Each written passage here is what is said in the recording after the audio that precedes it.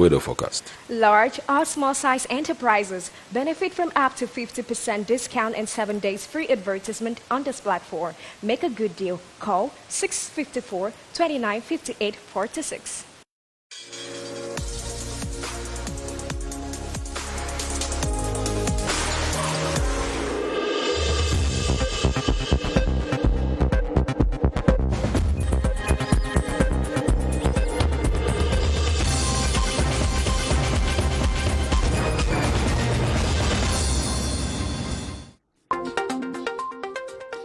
Former Nigerian President Olusegun Obasanjo honors graduating students of the ICT University of Cameroon with his presence, and as keynote speaker, the Nigerian statesman has been recognized for his services to humanity. Traditional rulers and kings have been celebrated today across the globe for the important role they play in their communities and societies. This on the occasion of the 3rd edition of King's Day. Jacob Devarier, the iconic Kassav music group, quits this. Those are our headlines tonight. Good evening and thanks for joining us on the Primetime News. I am Freddy Etabison. Stay on.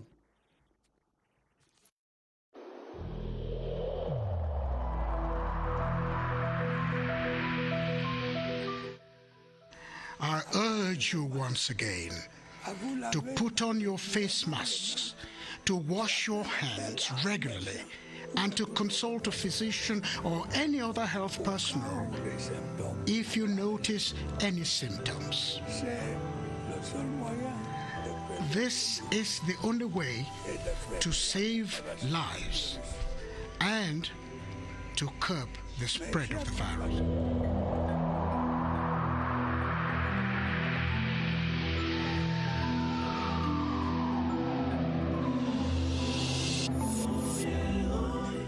Welcome back. Former Nigerian President His Excellency Olusegun Obasanjo has honored the graduation ceremony of the ICT University in Cameroon with his presence. 300 graduating students of the Higher Institute of Learning were urged by the Nigerian statesman to be job creators and pace setters. Presiding over the 6th commencement ceremony, Minister Jacques Famendongo saluted the quality of teaching imparted by the ICT University. Yves Famuso attended the ceremony and now reports. A 3D projection that speaks of the worth of the ICT University. With this, graduates are set to hit the job market. It took a lot of efforts. So many rock bottoms, so many stones, sweats, but happiness. I thank God, hard work. I was really studying because I wanted to have the best results ever. Those who took to the rostrum amongst them found Professor Victor Mbarika and Rector Professor Anyambort urged students to be change makers. Quality teaching, quality results saluted by Higher Education Minister. ICT University is the university of the future, and I congratulate the chancellors, the vice chancellors, the pro-chancellors. In a keynote address from ex-president of Nigeria, Olusegun Obasanjo, students were asked to stay humble, professional, create opportunities, and be go-getters. Under the full glare of government ministers, heads of diplomatic missions, and academic deans, Professor Olusegun Obasanjo received accolades accompanied with an award for his contribution to peace and humanity. A festive and memorable day worthy to be immortalized with snapshots. Very colorful indeed.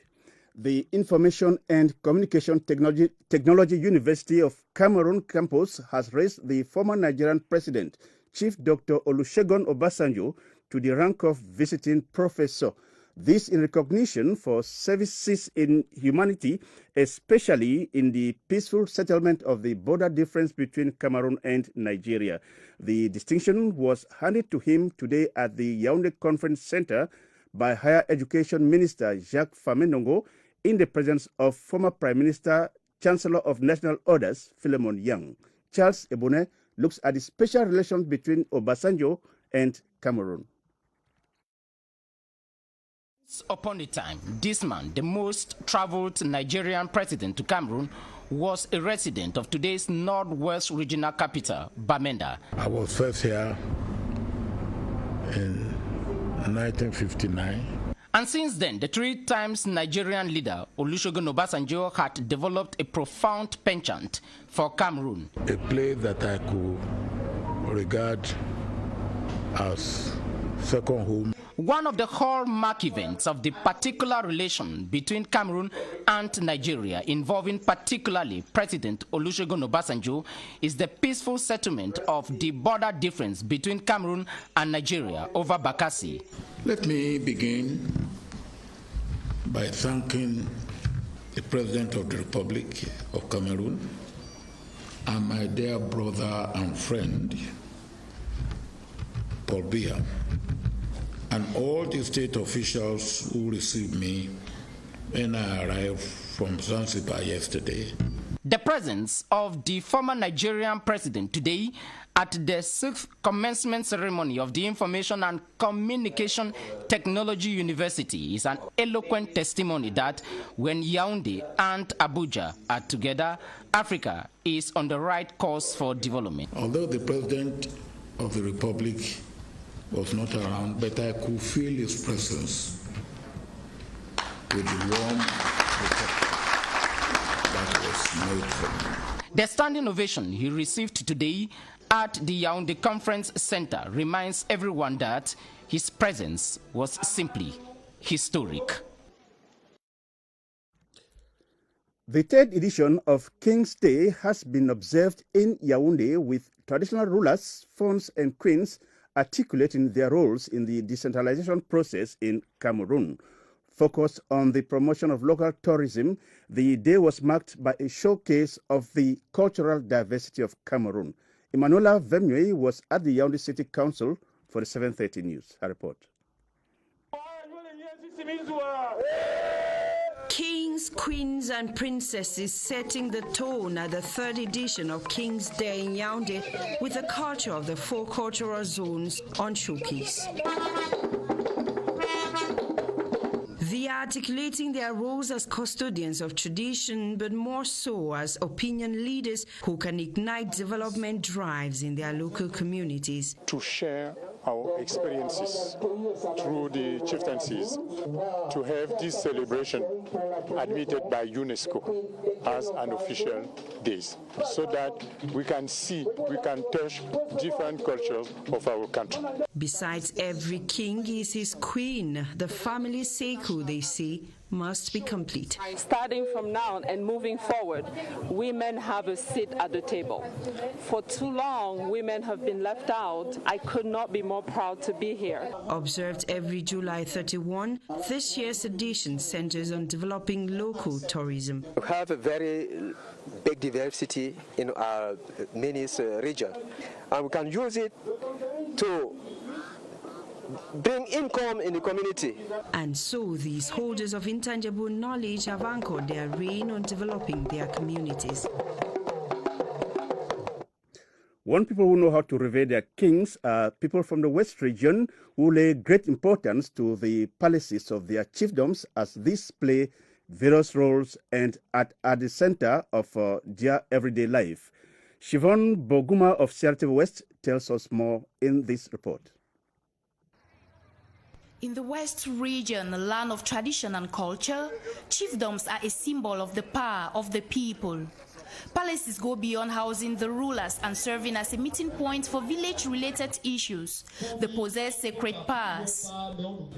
La chefferie, c'est la place de... The palace is the people's place. That is to say, it doesn't belong to anyone, but at the same time, it belongs to everyone. The paramount chief is just the keeper. It is the headquarters of the traditional institutions. The palace is the heart of the community. The traditional ruler, who is at the head of the chiefdom, guarantees the traditional and political development of the village. He is looked upon as the father of the community and the custodian of tradition. The paramount chief on the daily basis reflects on all the aspects of the economic, social and cultural life of his community.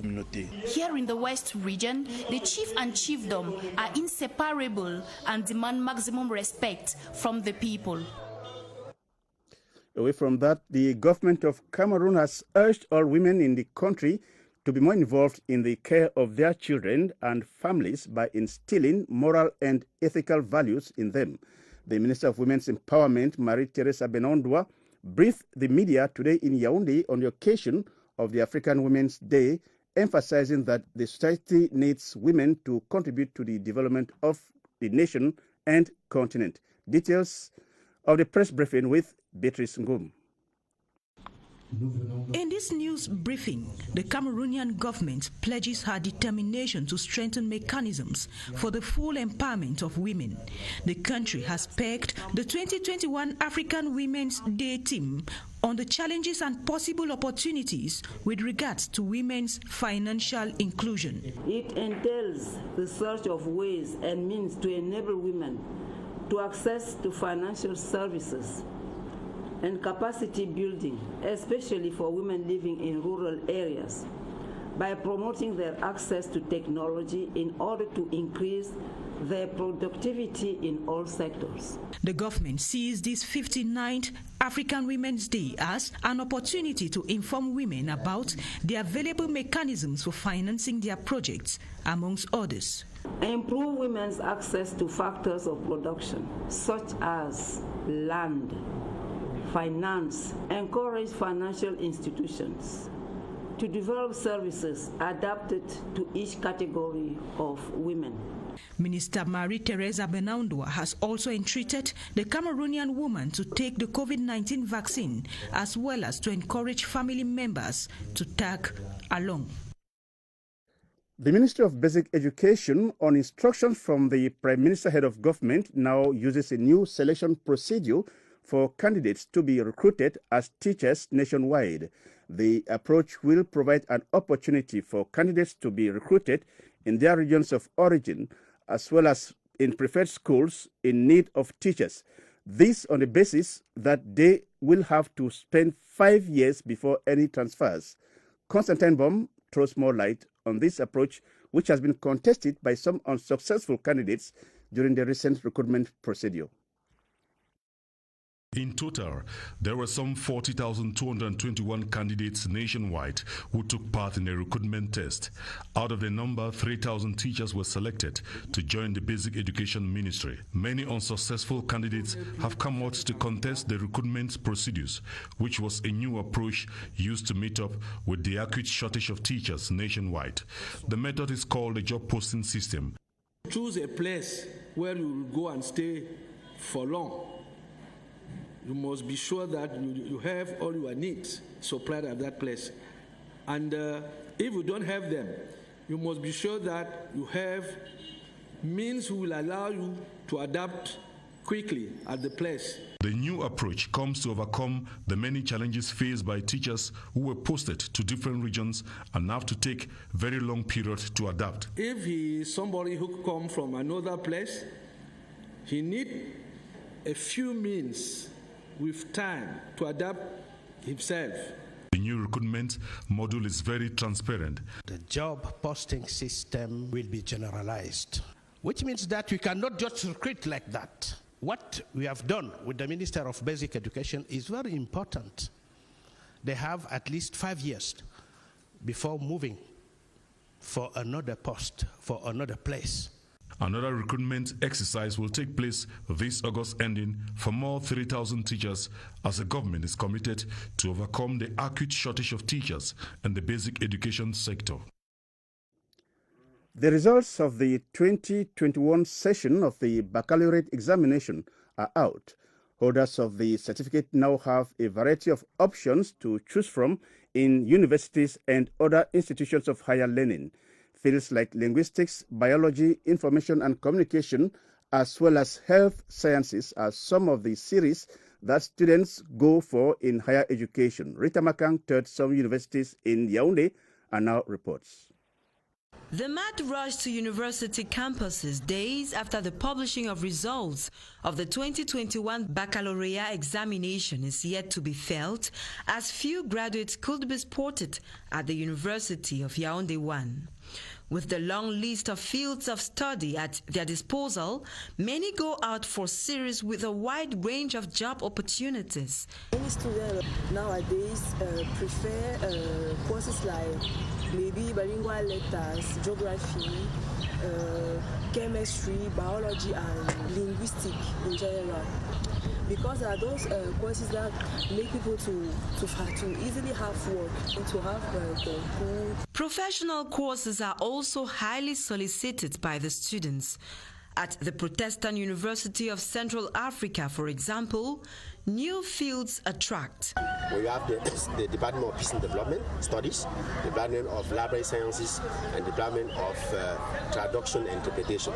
And the entrance to the life faculty, that means the Faculty of Social Sciences, Technology and Health Sciences, is done per a test. So the new holders of GC and Baccalaureate, they are welcome to this university. Information and communication as well as health sciences are not left out, but the best choice of a field passes through orientation. He has to consult maybe elders. There's a small area where a bureau in the university where they can help them choose courses. Technical and commercial training courses equally make unanimity for a better insertion in the job market. And you're watching the Primetime News on CRTV. Cameroon today joined the rest of the world to commemorate the World Hepatitis Day with focus on the modes of contaminations and other mother-to-child transmissions. Our reporter, Alice Bay, now comes back to these modes of transmissions and hepatitis B preventive measures. Her report. Gastronomists say hepatitis B touches about 8% of people each year. It is an inflammatory condition of the liver caused by infections such as autoimmune hepatitis, a disease that occurs when a body produces antibodies against a liver. Hepatitis, as we know, is a blood-related disease.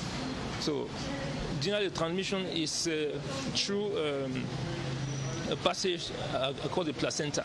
Majority of cases will occur during labor. It can also occur as a secondary result of too much intake of medications, drug toxins, and alcohol. Hepatitis is of various types, A, B, C, and E, which attacks people of ages 15 to 59 and can be transmitted through blood, wrong manipulation of body tissues, sexual intercourse, and saliva. When a woman is affected with hepatitis, we should be on medication to prevent the transmission. What will medication do? The medication will bring out the viral load to the zero level. But still, so some can escape. And that's why within 12 hours after childbirth, we have to give the serum. By that way, about 90% are being protected. Also, we give vaccine to all the babies born from hepatitis B positive mothers. Medical practitioners say treatment of hepatitis is very necessary. Avoid consuming too many drugs, regular consultations, use of antiviral drugs, carry out hepatitis tests to know your health condition, and vaccination. Inhabitants must practice hygiene measures and to go for regular checkups.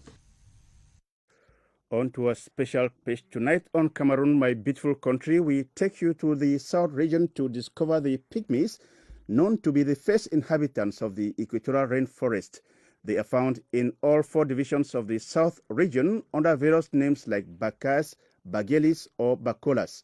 Despite the influence of modernity, these indigenous people still retain many aspects of their original culture. Clarence Azay in the following report paints a picture of their way of life. It is the dawn of a new day at the Minton Baka Pygmy settlement in Asok. To chase away the early morning cold, most of these indigenous forest people warm themselves over wood fire. Nearby, other activities are unfolding. The women preparing breakfast, while others try to look more beautiful, and the men out for hunting. Over 100 kilometers away, we find another group of pygmies. The Bageli are found in Akomtu in the Ocean Division. It is sunset and the hunters are back, a moment when the indigenous people commune with their Bantu brothers. The hunters bring us meat in exchange of other items like cigarettes, wine, slippers, or dresses. At nightfall, the entire community assembles at the courtyard of the chief's palace. The women beat the drums as their men display a folkloric dance known as Mpia.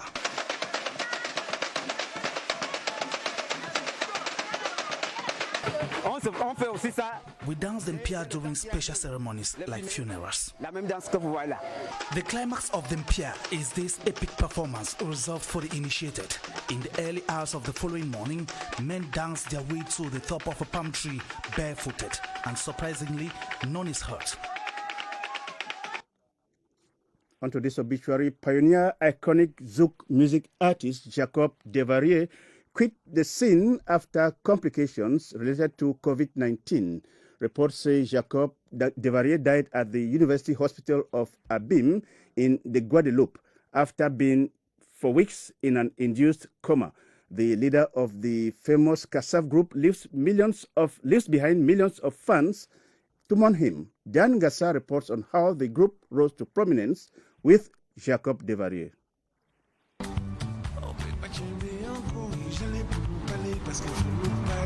His voice, his physique and unique mastery of the guitar will forever stick in the minds of his fans.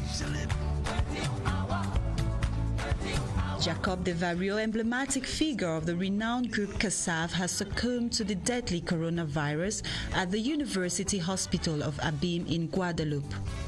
The heavy metal rock guitarist was among those who created and propelled Zouk music worldwide.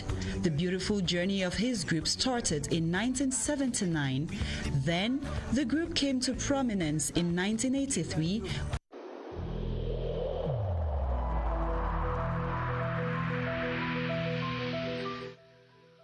I urge you once again to put on your face masks, to wash your hands regularly, and to consult a physician or any other health personnel if you notice any symptoms. This is the only way to save lives and to curb the spread of the virus.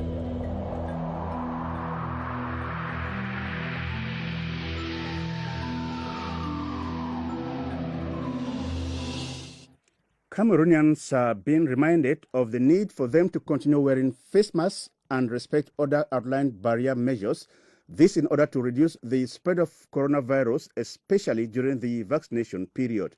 The call from the health experts comes as a result of a decline in the respect of some of these measures noticed recently. For more, let's join Baldwin Sama at the Public Health Emergency Center with his guest, Dr. John Njuma. Hello, Baldwin. Good evening to you, Freddy Etabisong. More and more Cameroonians have stopped respecting most of these outlined barrier measures to limit the spread of the coronavirus. It is common to see many Cameroonians who stopped wearing their face mask, especially in public places nowadays, forgetting to know that the wearing of a face mask is mandatory, especially during this vaccination period against the coronavirus. Let's discuss that tonight with Dr. John Njuma. He is an epidemiologist and a virologist at the same time. Good evening to you, Dr. John Njuma. Good evening. Tell us, explain to us the need to continue wearing a face mask on the part of Cameroonians, especially during this period where we have this mass vaccination against the coronavirus. Thank you, Baldwin Sama. It is important for Cameroonians to remember that taking the vaccine is not sufficient. Being able to keep the barrier measures put in place by the head of state and the government is very important because there is a rapid spread of the new variant. And we know there may be outbreak anywhere at any time. So it's better that even after being vaccinated, keep these measures in place at any time, in any situation. The wearing of face masks, they should remember whether you are vaccinated or not should be mandatory. It should be mandatory. It should be mandatory. Whether you are vaccinated or not, keep on your face mask. It is essential, important for breaking the transmission chain. Thank you so much, Dr. John Njuma, for that reminder. Cameroonians need to continue respecting the different outlined barrier measures to limit the spread of the coronavirus. Continue wearing your face mask, whether you are vaccinated or not. Continue respecting physical distancing wherever you find yourself, even if you have been vaccinated or not. These are key and essential messages that must be respected by all and sundry. Back to you, Freddy Etabisson. Thank you, Belden, for that crucial remark. The Fair of the Promotion of Government Action, SAGO 2021, has finally come to an end in Yaoundé. A successful event that brought thousands of visitors and hundreds of exhibitors together.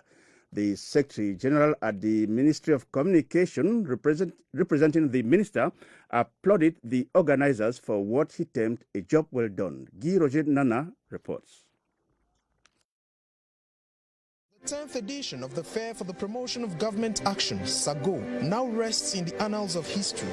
According to the promoter of the event, this 10th edition was able to reach out to about 13 million Cameroonians via broadcasts of the 10 conferences organized on 3 partner channels, with CRTV and CRTV News playing the lead roles.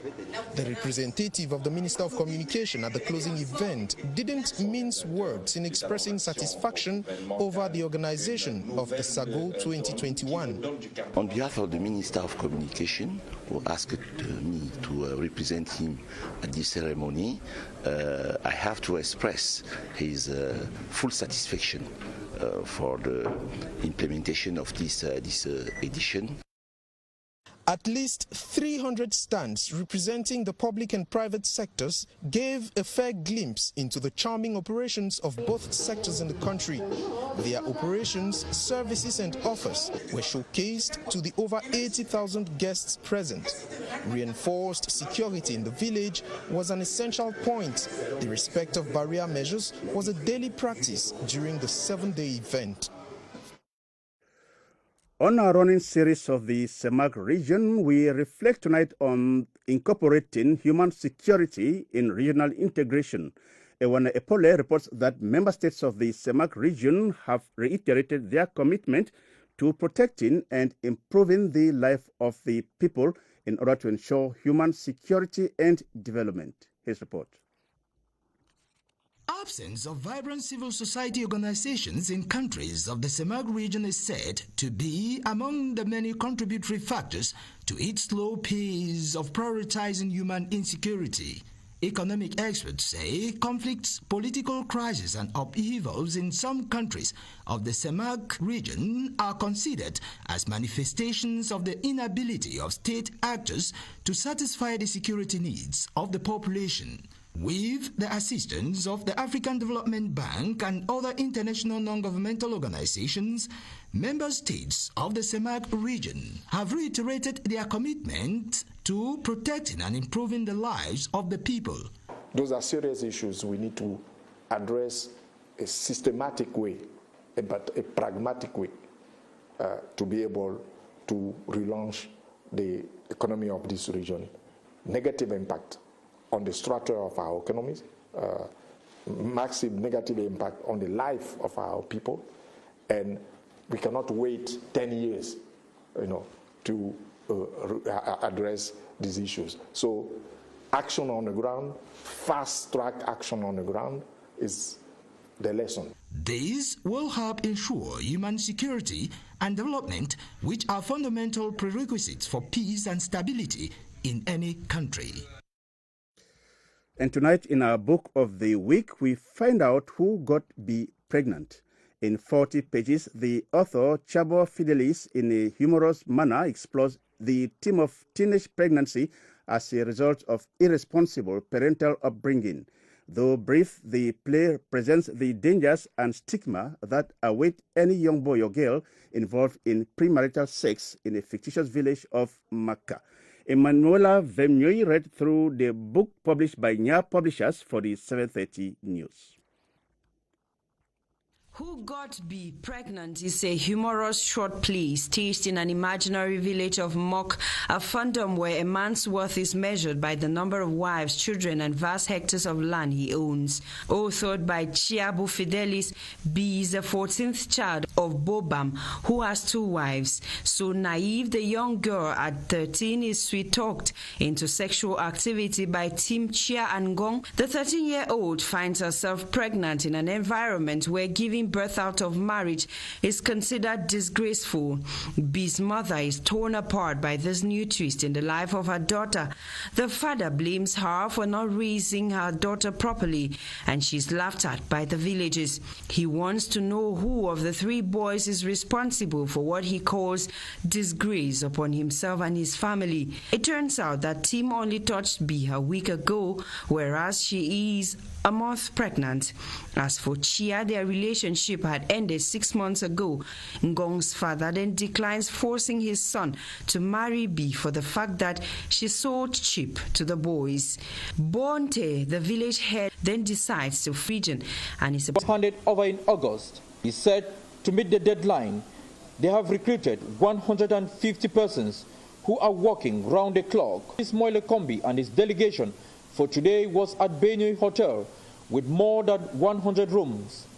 Contractors at the 5th edition of the FIBA Afro-Basket Women's Championship, host Cameroon is paired in Group A alongside Cabo Verde and Kenya. Cameroon lastly hosted the competition in 2015, losing to Senegal in the final.